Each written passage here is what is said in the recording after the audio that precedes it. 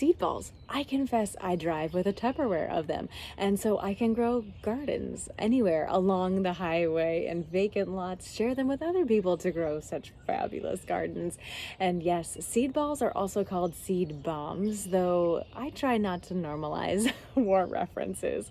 I love to also hear them called seed truffles, and they are indeed these dainty little delicious bites, just enough soil, just enough clay, just enough seeds to grow a garden unto their own.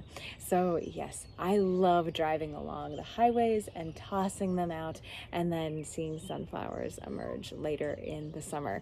So here are a few keys to keep in mind. And so yes, we have our lovely seed balls collection. What will you find? There's that lovely card. There's some instructions on how to make them on the back. You'll also find clay, you'll find compost, you'll find seeds. And here are the 4 key ingredients. There's only one more that you need besides what comes in our seed balls collection. You need clay, you need compost, you need seeds, you need water. So you bring the water, we'll bring the rest. So here's the thing, any clay will do. We have this lovely clay that is a bentonite style clay, but honestly, if you know a potter, that totally works too. I also made seed balls when I was a little girl, just digging it out of our stream bed. Glacial geology has lots of great clay pockets. And you want 3 parts clay to 1 part compost. And that, it's not exactly like baking a cake. You can have some, wiggle room in there, but that's the general gist. 3 parts clay to 1 part compost. What we found is that more clay than that, they really resist breaking open. The clay, the balls become too much clay. And we found that with too much compost and too little clay, they don't stick together. So that 3-to-1 ratio is just right. So we combine the clay and the compost, and then we add a bit of water, just enough water so that we can really be making a lovely, pretty dense. It's easy to make it too moist, like, oh, I just made it too moist. So here is another bit of compost, and here is a bit more clay.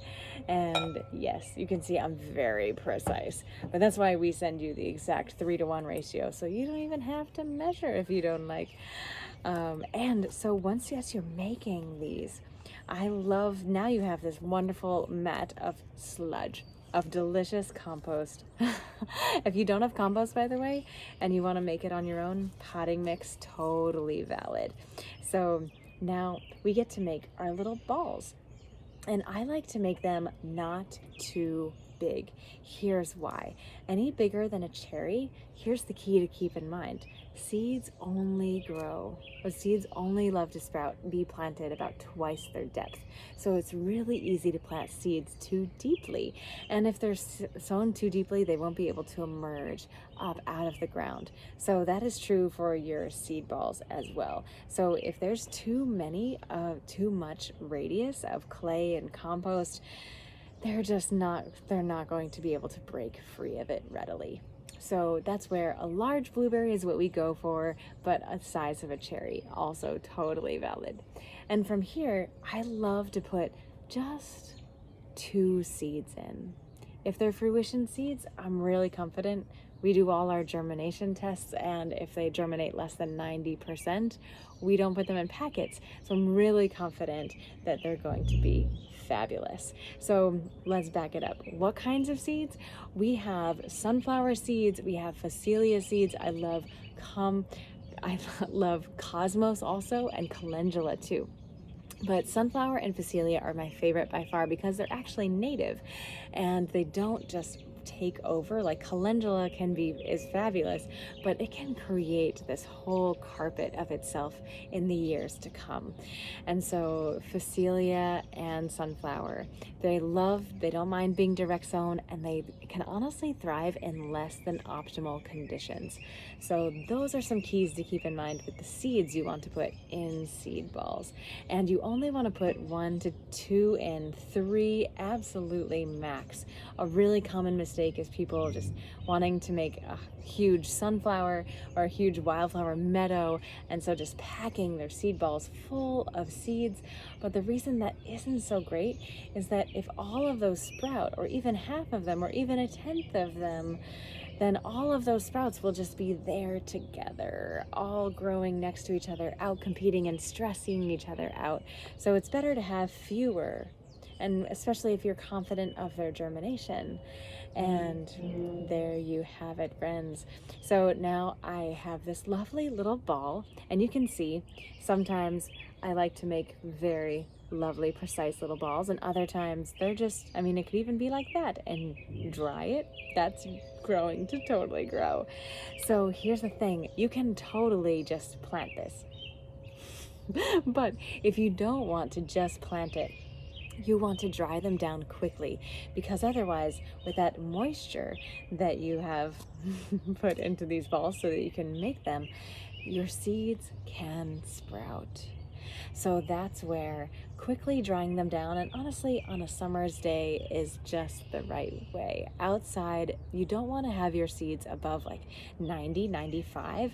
Using air to wick away moisture and dry, whether it's seeds in general, seed saving, seed keeping, or drying your seed balls, wicking moisture, air, moving air, wicking excess humidity, wicking that moisture away is a much safer way, so that you're protecting that germinating, that potential of that seed to germinate inside.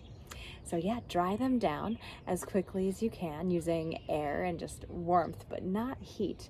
And yeah, we have them in a Tupperware just ready as soon as we're passing a vacant lot that just might need a little sunflower or two.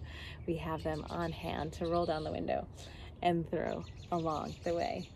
So I do want to mention too that June is the month to throw them here in Zone 5. So here in Zone 5, our last frost date is generally around Memorial Day.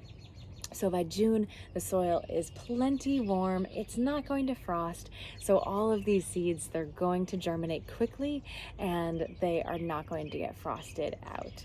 And so there's plenty of time for all of the season ahead for all of those flowers to bloom.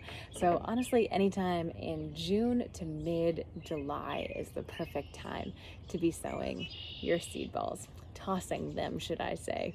And also, I mostly, because you just never know where exactly they're going to land, and you can throw them anywhere. You're not throwing them into prepared ground that's tilled and ready to just go and be weed free. And so you're really, it's just this profound act of faith, which all seed sowing is, but especially when it comes to seed balls. So largely we're sowing these into, tossing them into areas that we don't know exactly what the rest of their lives are going to be. We're just wishing them luck, but you can grow carrots and some things. You really don't use seed balls in a garden, but you can when it comes to something like carrots.